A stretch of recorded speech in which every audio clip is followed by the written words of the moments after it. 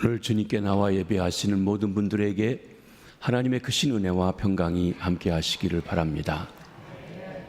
나의 힘이신 여호와여, 내가 주를 사랑하나이다. 내가 주를 사랑하나이다.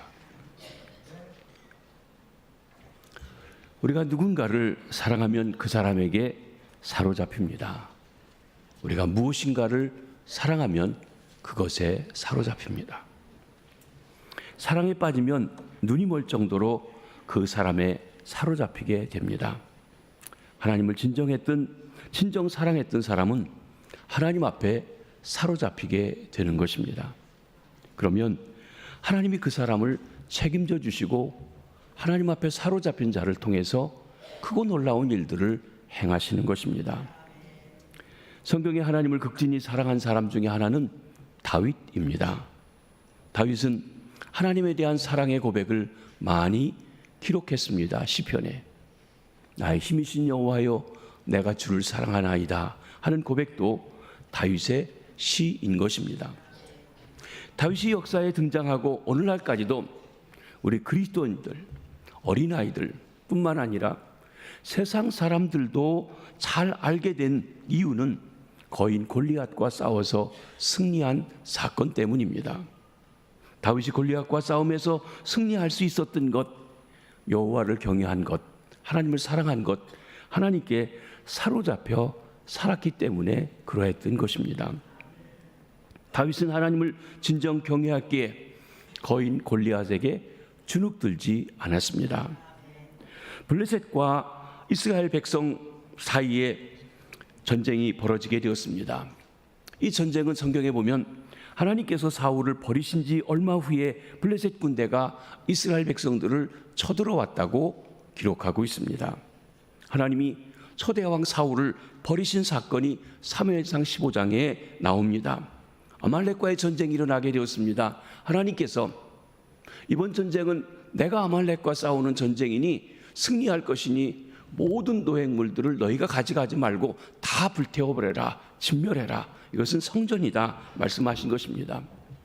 사울이 전쟁에 나가 승리했습니다. 그런데 사울은 아말렉 왕 아각과 양과 소에 기름지고 좋은 것들을 남기고 가치 없는 것들만 진멸해 왔던 것입니다. 이 사실을 보고 하나님의 선지자 사무엘이 사울을 책망합니다. 그랬더니 사무엘에게 사울이 이렇게 변명합니다. 당신이 하나님 여호와께 제사하려고 하여 양과 소의 가장 좋은 것을 남기며 그 외의 것들은 우리가 다 진멸하였나이다. 이렇게 좋은 소, 이렇게 좋은 양, 하나님 앞에 제사 드리면 얼마나 좋겠습니까? 하나님 앞에 드리려고 남겨왔습니다. 그때 우리가 잘 아는 그 말씀을 사무엘이 사울 왕에게 전합니다. 순종이 제사보다 낫고 듣는 것이 수양의 기름보다 나으니 이는 거역하는 것은 점치는 죄와 같고 완고한 것은 사신 우상에게 절하는 죄와 같음이니이다. 왕이 여호와의 말을 버렸으므로 여호와께서도 왕을 버려 왕이 되지 못하게 하시리이다. 이 말씀 후에도 사울은 오랫동안 왕 노릇했습니다. 그런데 하나님이 함께하는 왕, 하나님의 통치 속에서 그 왕 노릇하는 왕이 아니라 형식만 왕인 그런 왕 노릇을 할 수밖에 없었던 것입니다. 한때 잘하던 사울입니다. 그러나 좀 잘하더니 교만해져서 하나님의 말씀을 순종하지 않습니다. 자기 좋은 대로 말씀을 판단하고 자기 좋은 대로 합니다. 하나님이 함께 하시지 않는 지도자들을 둔 백성은 곤고함을 당할 수밖에 없는 것입니다. 그때 블레셋이 쳐들어오게 되어진 것입니다. 적군의 장수는 장대한 거인 골리앗이었습니다. 그의 신장이 여기 6규빗 한 뼘이라고 했습니다. 한 규빗은 이 발꿈치에서 손까지인데 사람마다 차이가 있겠지만 대체적으로 한 45cm쯤 됩니다. 한 뼘은 30cm입니다. 그렇게 따지면 이 사람이 3m가 됩니다. 아마 우리 중에 1m 50 조금 넘으시는 분들이 계신데 그런 분들 입장에서 보면 자기보다 2배쯤 되는 거대한 거인이 앞에 서 있는 것입니다. 견고하게 무장했습니다. 머리에 노트구를 썼습니다. 몸에는 비늘 갑옷, 이렇게 철로 된 갑옷을 쭉 비늘처럼 해가지고 온몸을 감쌌습니다. 갑옷의 무게가 놋이 5,000세겔이라고 했는데 이것을 우리 킬로그램수로 따지면 57.5kg입니다. 여기 57kg가 안 되시는 분들도 계시죠? 그러니까 사람 몸무게 하나쯤 되는 갑옷을 입고 다닐 만큼 장대하고 거대합니다. 머리에 노트구를 썼습니다. 다리에 또한 여기 각반을 쳐서 다리 부분을 보호하고 있습니다. 어깨 사이에 놋으로 된 단창을 들었는데 배틀째같이 마음대로 움직이는데 그 창의 꼭대기에 있는 철 무게만 600세겔이다. 7kg이라고 됐습니다. 그리고도 그 앞에 장군 앞에 나가는 방패를 든 사람을 앞세우고 있습니다. 골리앗은 마치 우뚝 솟은 난공불락의 요새와 전혀 다를 바가 없었습니다. 골리앗의 선수는 사람들을 두려워 떨게 하며 하나님을 모독하는 것이었습니다. 골리앗은 그의 장대하고 거대함으로 사람들을 두려워 떨게 합니다. 하나님의 백성이 겁먹고 주눅들어서 하나님의 백성으로서의 역할을 못하도록 그렇게 하는 것입니다. 나아가 골리앗은 이스라엘 백성들이 믿고 있는 하나님을 조롱하고 모독하며 이렇게 말합니다. 나는 이방인이다. 그래 너희가 말하는 할례받지 않은 사람이다. 너희가 미워하고 하나님이 미워하는 블레셋 사람이 아니냐. 그런데 어찌하여 살아계시는 하나님의 백성인 너희들 중에 그 누구도 나와 싸우려고 하지 않느냐. 너희 하나님이 이 3m가 넘은 거대한 장수인 나에 대해서 벌벌 떨고 있구나. 너희가 참으로 하나님을 믿는다면 어디 나와 싸우고 보자꾸나 하고 지금 도전하고 있습니다. 이처럼 골리앗은 하나님의 백성 이스라엘만 아니라 우주의 존재이신 주제이신 만왕의 왕 되신 하나님을 조롱하고 멸시하고 무시하고 도전하고 있었던 것입니다. 하나님의 백성 이스라엘이 거인을 두려워해서 슬금슬금 도망치고 있었습니다. 그 모습을 11절과 24절에서 한번 보십니다. 11절입니다. 시작. 사울과 온 이스라엘이 블레셋 사람의 이 말을 듣고 놀라 크게 두려워하니라. 두려워했다. 24절도 보십니다. 시작. 이스라엘 모든 사람이 그 사람을 보고 심히 두려워하여 그 앞에서 도망하며. 심히 두려워해서 슬금슬금 뒷걸음쳐 도망가고 있습니다. 두려워하는 사람은 싸움에서 결코 이길 수 없습니다. 어떤 경기든지 운동 경기에서 상대방을 두려워하면 심리적으로 아무리 좋은 실력을 가져도 지게 돼 있습니다. 그래서 실제 훈련도 해야 되지만 심리적으로 두려워하지 않도록 하는 것 중요한 것입니다. 두려워하면 주눅이 들어 자기 역량을 다 바로 발휘할 수가 없는 것입니다. 사실 이스라엘 중에 가장 큰 장군은 사울 왕으로 백성들보다 어깨 하나만큼 더 있다고 그랬습니다.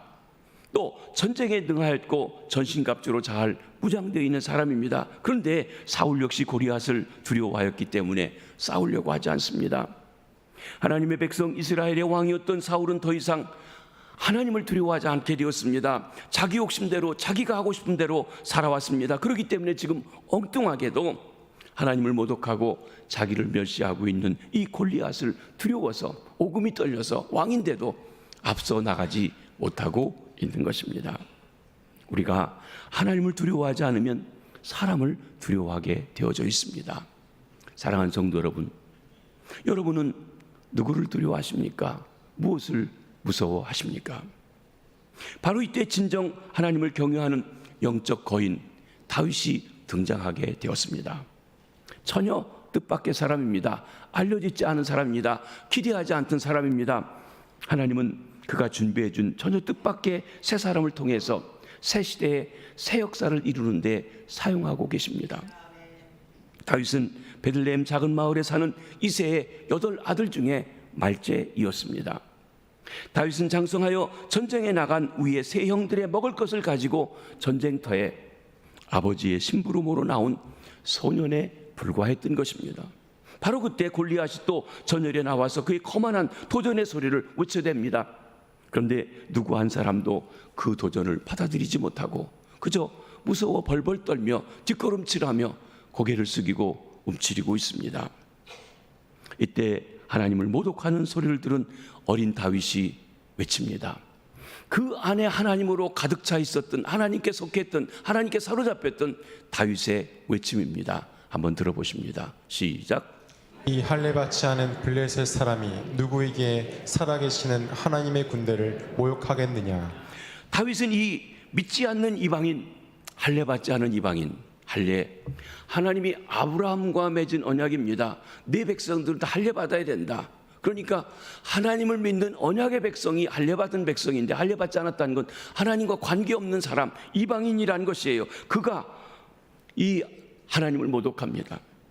그가 진심으로 사랑하고 섬기는 하나님과 그 군대를 조롱하고 멸시하고 있는 것을 듣게 되었습니다. 다윗의 열정이, 하나님에 대한 열정이 다윗을 가만두게 할 수가 없었습니다. 다윗은 그가 사랑하며 섬기는 하나님을 의지해서 내가 저 골리앗과 싸워야 되겠다고 감히 나서게 되었습니다. 하나님을 사랑하는 마음에서 하나님을 모독하는 일을 가만둘 수가 없다고 하는 것입니다. 그가 사랑하여 이렇게 나가려고 할 때 주변 사람들이 그를 무시합니다. 그 무시하는 것도 다윗은 신경 쓰지 않습니다. 왜냐하면 하나님에 대한 열정 때문에 그랬습니다. 그가 사랑하여 섬기는 하나님이 조롱받는데 사람들의 무시 따위는 아무것도 아니었던 것입니다. 다윗이 골리앗과 싸우겠다고 나서자 제일 비난하며 꾸짖으며 막는 사람은 큰형 엘리압이었습니다. 다윗의 큰형 엘리압의 반응은 무엇입니까? 28절 한번 보십니다. 시작. 큰형 엘리압이 다윗에게 노를 바라여 이르되. 여기 노한 사람 두 사람이 있습니다. 엘리압도 노하고 다윗도 노했습니다. 엘리압의 분노는 다윗의 거룩한 분노와 뚜렷하게 대조가 됩니다.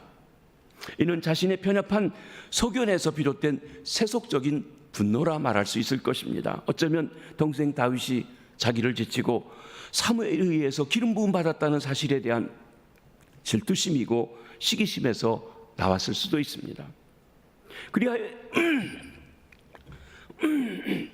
그리하여 엘리압은 다윗의 하나님께 대한 거룩한 열정과 의분을 한낱 이기적인 교만, 사악함으로 격화시키고 있었던 것입니다.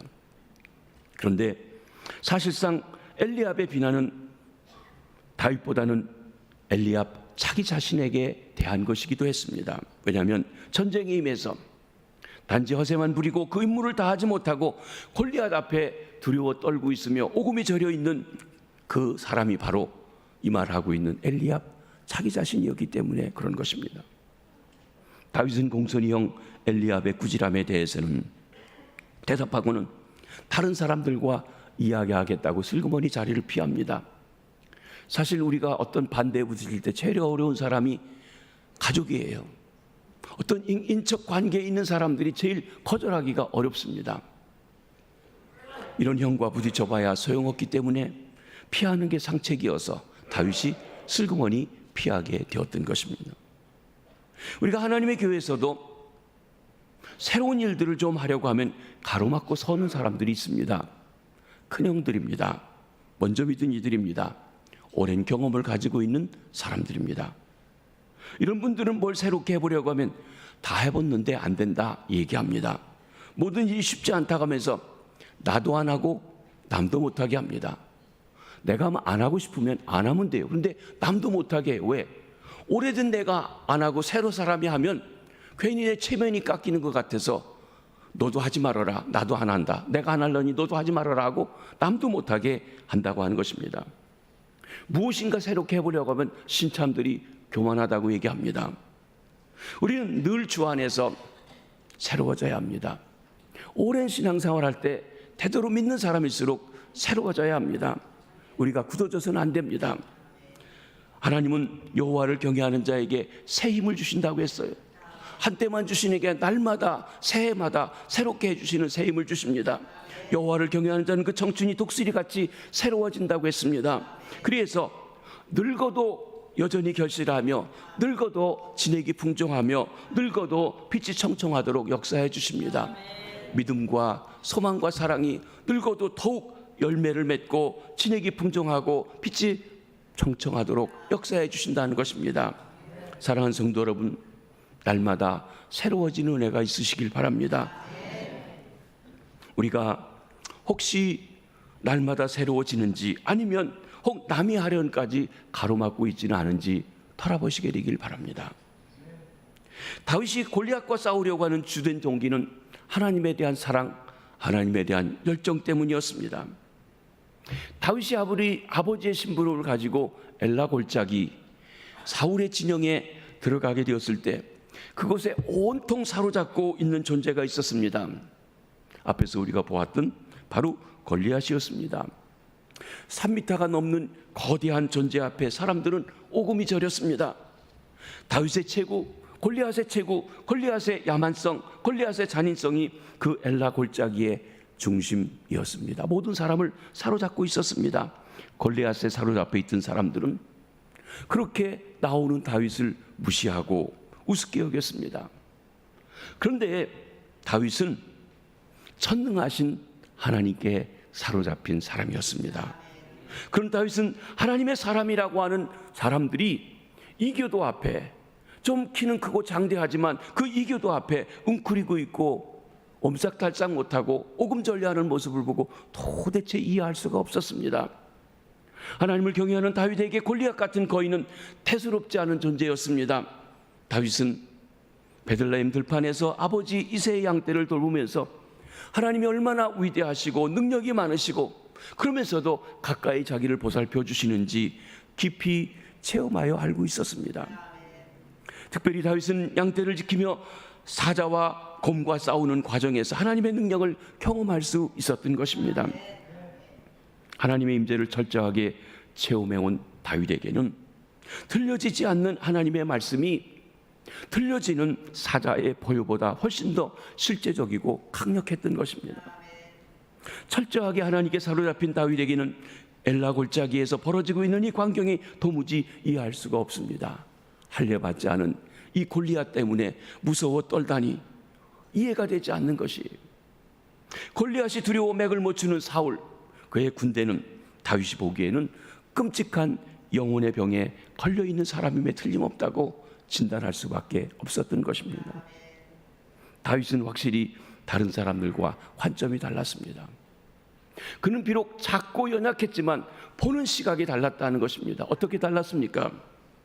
사울과 그 군대는 누가 감히 저 거인과 싸워 이길 것인가 라고 질문합니다. 그런데 다윗은 어떻게 감히 이 무엄한 거인이 살아계신 하나님의 군대와 싸우겠다는 것이냐고 생각이 달랐습니다.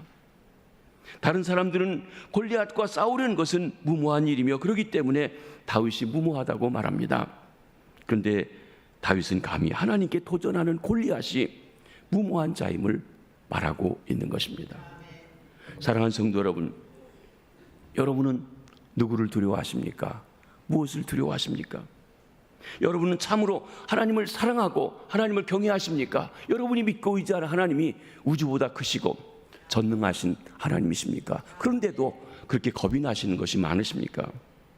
우리가 참으로 하나님을 사랑하고 두려워하고 경외하고 의지할 때 어떤 것에 대한 두려움에서도 벗어날 수가 있는 것입니다. 이길 수가 있습니다. 사랑하는 성도 여러분, 여러분이 지금 두려워하고 피하는 문제가 무엇입니까? 그 문제가 우리 하나님보다도 큰 문제인가요? 우리 하나님은 해결할 수 없는 문제인가요? 그런 문제가 우리에게 있는가요? 다윗이 골리앗과 싸우겠다고 하는 말이 사울 왕에게까지 전달되게 되었습니다. 다윗이 사울을 불렀습니다. 그런데 골리앗과 싸우겠다는 용기 있는 사람을 기대했을 때 사울이 다윗을 보고 실망했습니다. 어린 소년이기 때문에 그랬습니다. 그냥 무시했습니다.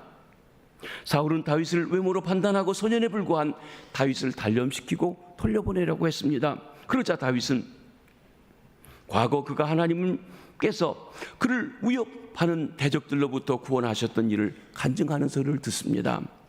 사자나 곰이 자기가 돌보는 양떼를 공격했을 때 다윗은 하나님을 의지함으로 능력을 힘입어 그 짐승들을 죽였던 일입니다. 다윗은 생명을 걸고 자기 양떼를 지켰습니다. 작은 일에 충성을 다했습니다. 하나님을 사랑하고 하나님을 두려워하며 하나님께 사로잡혀서 일해왔던 것입니다. 그런데 지금 할례받지 않은 거인 골리앗이 하나님의 약물인 이스라엘 백성을 늑탄하려고 공격해오고 있는 것입니다. 다윗은 사자와 곰에게 자신을 구원하시고 양떼를 구원하시던 하나님께서 골리앗에게서도 자신을 구원하실 뿐만 아니라 하나님의 양떼인 이스라엘도 구원하실 것이라고 하는 믿음의 고백을 하고 있는 것입니다. 시편에 보면 하나님께서 아버지의 양무리를 치던 그를 하나님의 양떼를 맡기셨다고 얘기했습니다. 왜냐하면 양무리를 치는 그 자세, 양 한 마리를 위해서 사자와도 싸우는 그 자세를 보고, 하나님을 의지하는 자세를 보고 그렇게 내 백성, 내 양무리를 돌볼 것이라고 믿었기 때문에 하나님께서 그에게 양무리를 맡겨주셨다는 것입니다. 여러분, 여기 사울과 다윗이 얼마나 다릅니까? 사울은 전쟁에 나가 적의 장수를 무찌르고 그에게 맡겨진 백성들을, 하나님의 양떼들을 구원할 책임 있는 왕이었습니다. 그런데 사울은 적장 골리앗이 두려워서 겁을 먹고는 누구든지 골리앗을 죽으면 상금을 주고 내 딸을 주겠다고 하는 현상금을 붙여놓고는 슬그머니 뒤로 빠져 있습니다.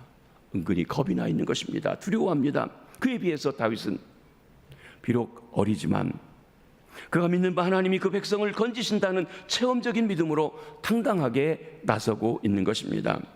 사랑하는 성도 여러분, 여러분에게 여러분의 나이가 얼마든지 간에 이 체험적인 신앙이 있으신지요? 어떤 경우에도 하나님을 사랑하는 나를 지키시고 보호하시고 이기게 하시고 대적을 물리치게 하실 수 있다고 하는 그 체험적인 신앙이 있으시냐 하는 것입니다. 이제 사울은 다윗이 믿고 의지하는 그 여호와가 그와 함께 하시길 기원하며 다윗을 골리앗 앞으로 내보내게 됩니다. 그러면서 사울 왕은 다시 한번 인간적인 방법을 새 사람 사울에게, 다윗에게 강조합니다. 전통적인 방법을 새 시대의 사람 다윗에게 강요합니다. 그것은 사울의 갑옷을 입고 사울의 병기를 들고 나가 싸우라고 하는 것입니다. 우리 38절을 한번 보시겠습니다. 시작. 이에 사울이 자기 군복을 다윗에게 입히고 노트구를 그의 머리에 씌우고 또 그에게 갑옷을 입히매. 여러분, 사울이 다윗에게 자기 갑옷을 주고 자기 투구를 주고 자기 칼을 줬다는 거 굉장한 영광이겠죠. 그런데 여기 표현이 재밌습니다. 입히고 씌우고 그리고 입혔다 그랬습니다. 쉽게 얘기하면 자기 경험을 강요하는 거예요. 아직까지 사울의 머릿속에는 전쟁에 나가려면 갑옷을 입어야 된다, 칼을 차야 된다, 투구를 써야 된다, 이것이. 투구를 안 쓰고 칼을 안 차고 갑옷을 입지 않고는 적군과 싸울 수 없다고 생각하는 거예요. 생각의 차이입니다. 새 시대라고 하는 것은 어떤 면에서는 패러다임이 바뀌는 것, 생각이 바뀌는 것입니다. 근데 못 바꾸고 있어요. 바로 그 점입니다. 우리는 종종 나의 경험을 남에게 강요합니다. 아버지가 아들한테 아버지는 이렇게 해봤다, 너도 이렇게 해야 된다고 강요합니다. 근데 아들은 새 시대에서 그게 안 되는데 자꾸 그렇게 강요받습니다. 오래된 성도님들이 새신자들에게 이렇게 해야 된다고 강요합니다.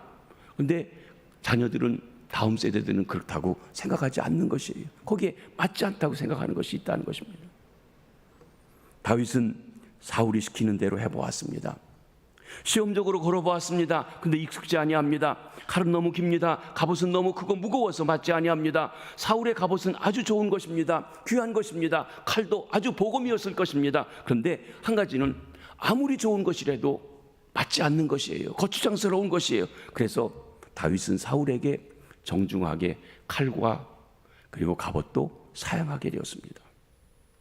다윗은 자기가 가장 잘할 수 있는 자기 방법으로 싸우기로 결정합니다.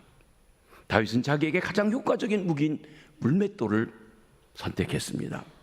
물맷돌은 다윗이 양떼를 지킬 때 곰이나 사자가 멀리서 다가올 때 그들에게 던져서 그들을 머리를 깨고 죽였던 것입니다. 움직이는, 뛰어다니는 짐승들까지도 명중시킬 만큼 그에게 기술이 익혀졌고 잘하는 것입니다. 다윗이 물맷돌을 택한 이유는 골리앗과 같은 거인에게는 근접하여 힘으로 싸워서는 도저히 이길 수가 없기 때문에 거리를 두고 공격해야 함을 직감적으로 알고 있었기 때문입니다. 또한 온몸을 무장한 골리앗을 공격할 수 있는 것은 그의 이마밖에 없습니다. 투구를 썼지요. 온몸이 전부 그 철로 된 갑옷을 입었죠. 다리도 각반을 찼죠. 방패를 들었죠. 어디가 공격할 장소입니까? 얼굴밖에는 없어요. 이마밖에는 없어요.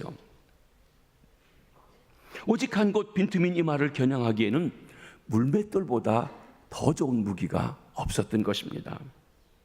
이와 같이 우리는 하나님께서 우리에게 주시는 신령한 지혜로 순간순간 최선의 방법을 선택하는 것이 필요합니다. 여러분, 시편 25편 12절 말씀을 한번 읽어보십니다. 시작. 여호와를 경외하는 자 누구냐? 그가 택할 길을 그에게 가르치시리로다. 이런 위기 상황에 그것을 택할 수 있는 것, 평상시에 하나님을 경외하고 하나님을 사랑하고 하나님 앞에 사로잡혔기 때문에 순간 하나님께서 이것이면 된다고 하는 판단을 주신 것입니다. 그렇습니다. 여러분, 하나님의 지혜를 얻고 싶으십니까? 하나님을 사랑하십시오. 하나님께 사로잡히십시오. 하나님을 경외하십시오. 하나님이 다윗이 하나님을 경외하며 나아갈 때 하나님이 지혜를 주셨습니다. 다윗이 물맷돌을 선택한 것, 하나님이 주신 지혜입니다. 다윗은 비탈길로 내려가 매끄러운 돌 5개를 골랐습니다.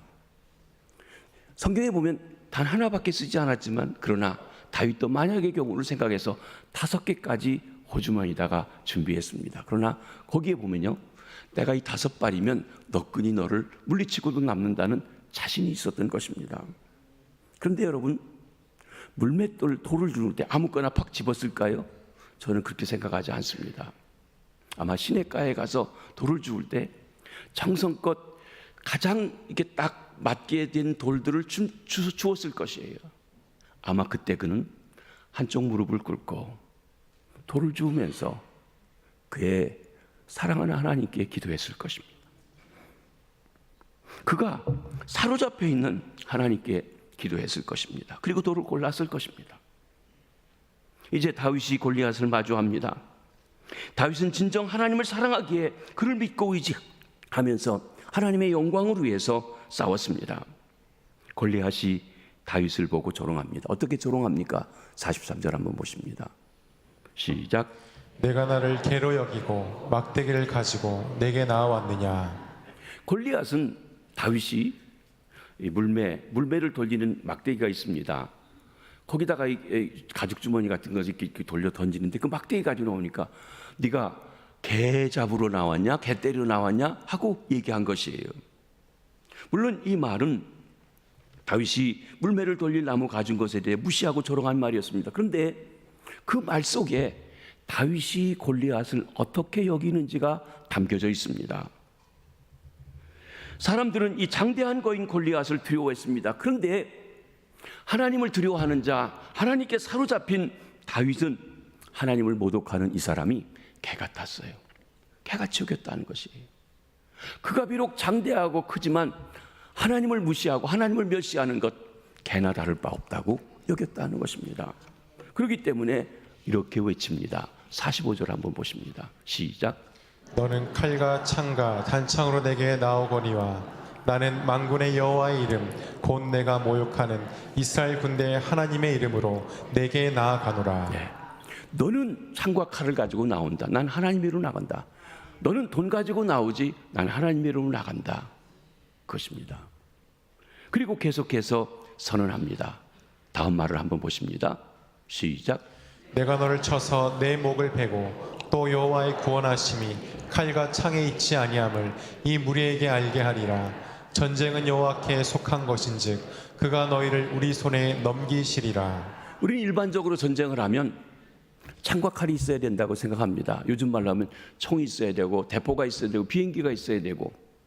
그런데 전쟁은 하나님께 있다고 하는 것이 그의 믿음이었습니다. 창과 칼을 의지한 자가 꼭 이기는 게 아니라는 것을 담대하게 알았습니다. 하나님을 의지하는 자, 하나님의 사로잡힌 자가 이길 수 있다고 믿은 것입니다. 다윗은 그가 사랑하는 하나님의 이름으로 골리앗을 향해 힘차게 달려나갔던 것입니다.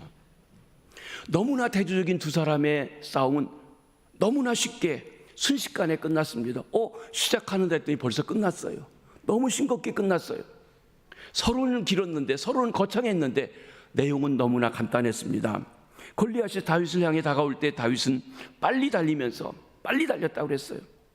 아마 던지는 힘을 얻기 위해 그런지 모릅니다. 그리고 주머니에다가 손을 넣고 그리고 돌 하나를 꺼내서 장착을 해가지고 돌려서 탁 던졌더니 그 물매를 던져 거인 골리앗의 이마에 박히자 순식간에 퍽 하고 쓰러지는 것입니다.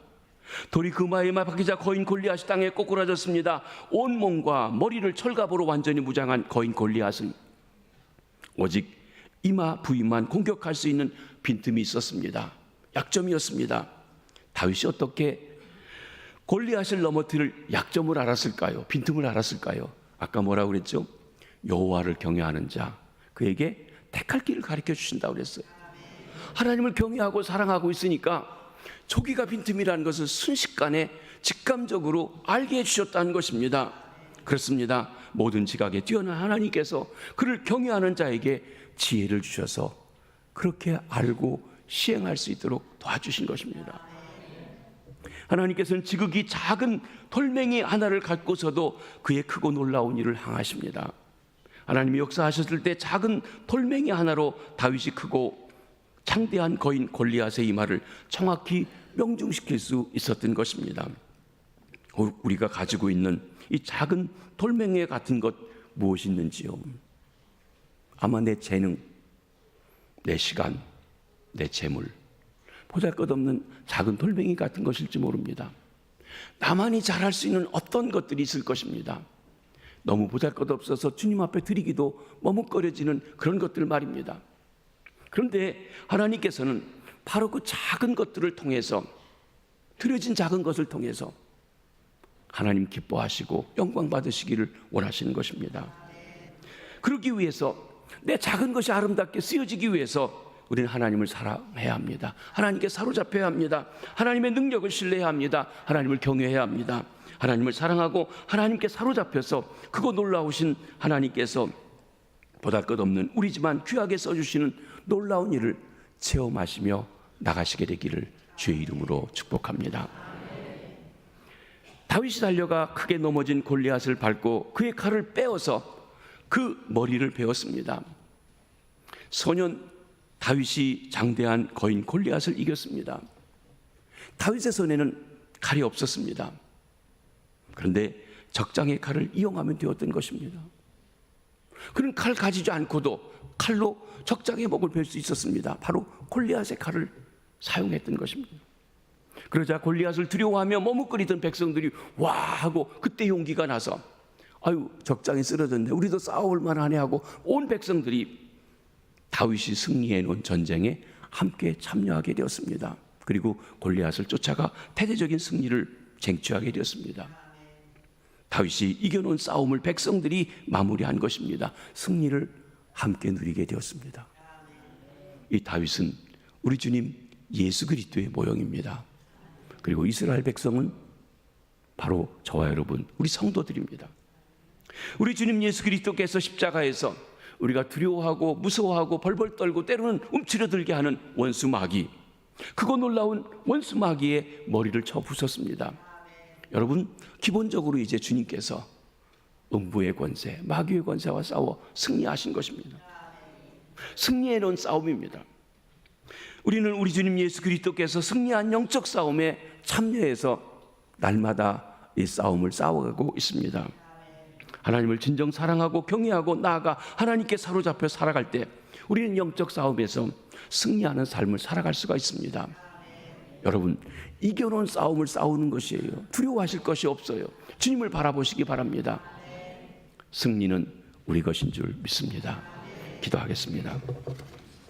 하나님 아버지, 저희들에게 주님을